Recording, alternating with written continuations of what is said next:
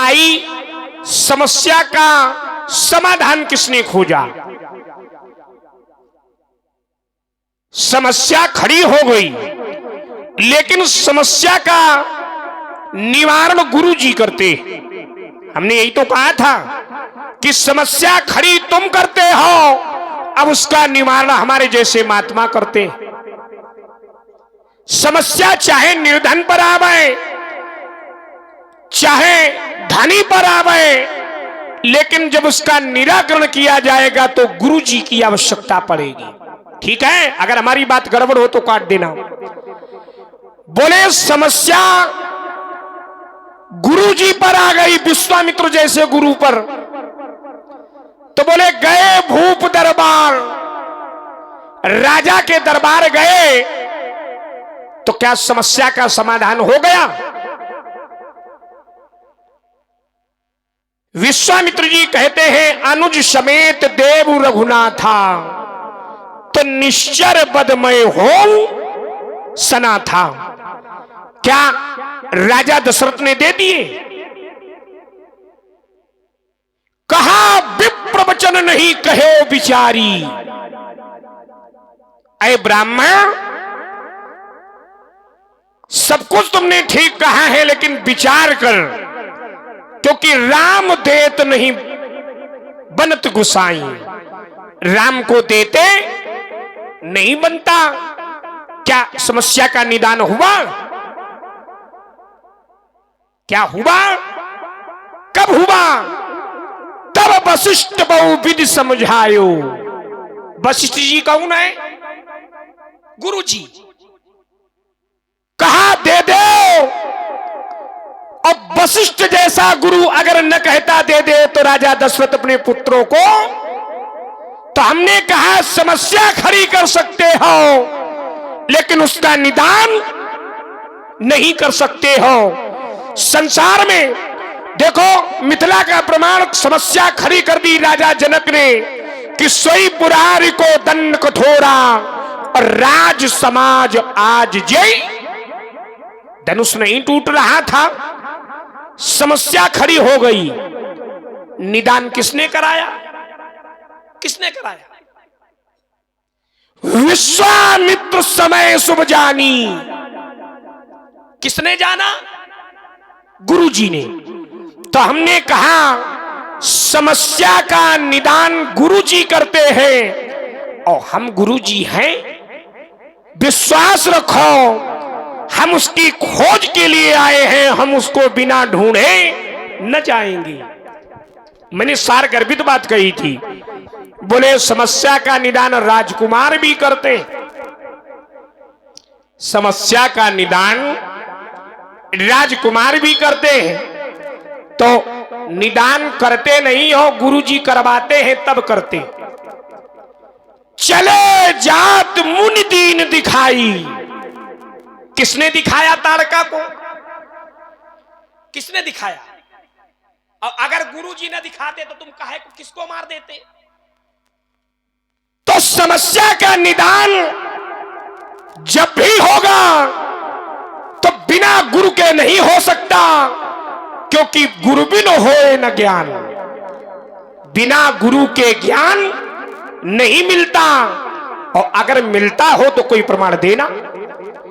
अब हमने कहा था कि हमारे जीवन में ममता नहीं है, तो लक्ष्मण कहता है कि आपके जीवन में ममता है। लोग ध्यान दें, अगर हमारे जीवन में ममता होती तो मैं 21 बार क्षत्रियों का संहार न करता। अगर हमारे जीवन में ममता होती तो मैं अपने 4 बड़े भाई रमण, बाण, वसुमांग, विश्वावसु के ग्रीवा पर अपने परश का प्रहार न करता। अगर हमारे जीवन में ममता होती तो ममता की जो मूर्ति है मेरी माता, ध्यान देना, ममता की जो मूर्ति है मेरी माता, मैं अपनी माता का वध न करता। भाव, जिसके जीवन में ममता होगी वो कभी व्यक्ति अपनी मां का वध नहीं कर सकता है। और बेटे, हमने मां को मारा है ममता नहीं, भक्ति में मारा है। परशुराम पितुवाज्ञा राखी, अब मारी मातु लोक सब साखी। हमने पितु आज्ञा रखी है और पिता की आज्ञा का पालन करना भक्ति है कि ममता? भक्ति। सो मैंने कहा कि भक्ति हो सकती है लेकिन ममता, अब तुम कहते हो ममता बहुत अच्छी है, ममता बहुत प्रिय है, करनी चाहिए। अगर ममता अच्छी है तो अच्छे लोगों को बांध कर नहीं रखा जाता। कारागार किसके लिए बनाए गए? अच्छे के लिए कि गड़बड़ के लिए? ध्यान देना। और भगवान कहते हैं सबके ममता ताग बटोरी और मम पद बने बांध बर डोरी। इसको बंधन में रखो। ममता अगर अच्छी होती तो भगवान कहते इसको स्वतंत्र रखो। और भक्ति अच्छी है तो भक्ति स्वतंत्र सकल गुण खानी और बिन सत्संग न पावे प्राणी। ध्यान देना। तो जो अच्छे हैं उन्हें स्वतंत्र रखा गया और जो गड़बड़ है उन्हें बंधन में रखा गया, कारागार में रखा गया। तो ये ममता अच्छी नहीं, क्योंकि ममता काली रात्रि है और काली रात्रि से महात्माओं को सुख नहीं मिला।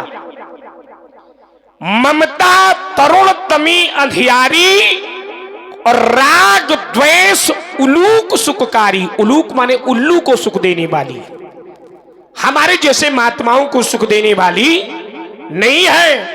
और अगर ममता अच्छी होती तो योगी जन महात्मा जन ममता को जलाते नहीं। ध्यान देना।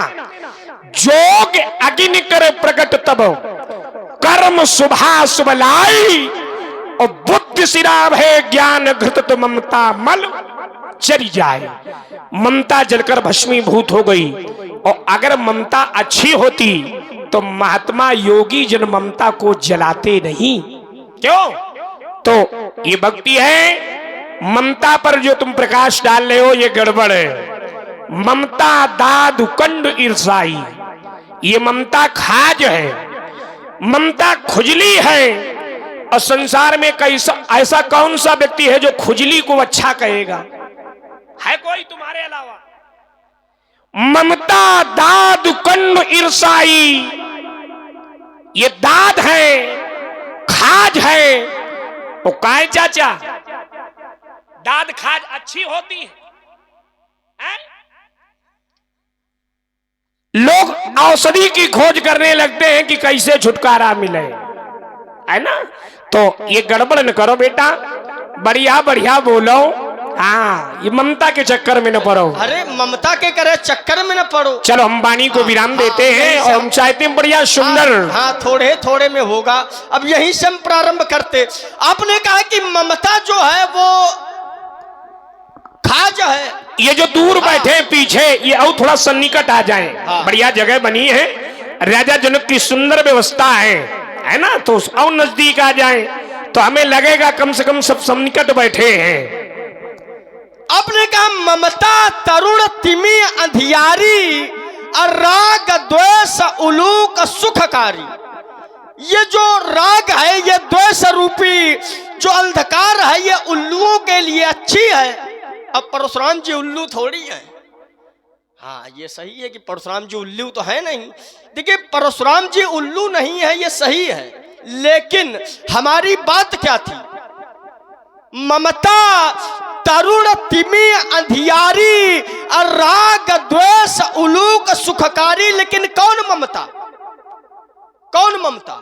ममता दो प्रकार की है। फिर मैं वही कह रहा हूं। जो सांसारिक ममता है ये राग और द्वेष रूपी है। लेकिन जो परमात्मा के प्रति ममता हो, क्या वो भी खुजली है?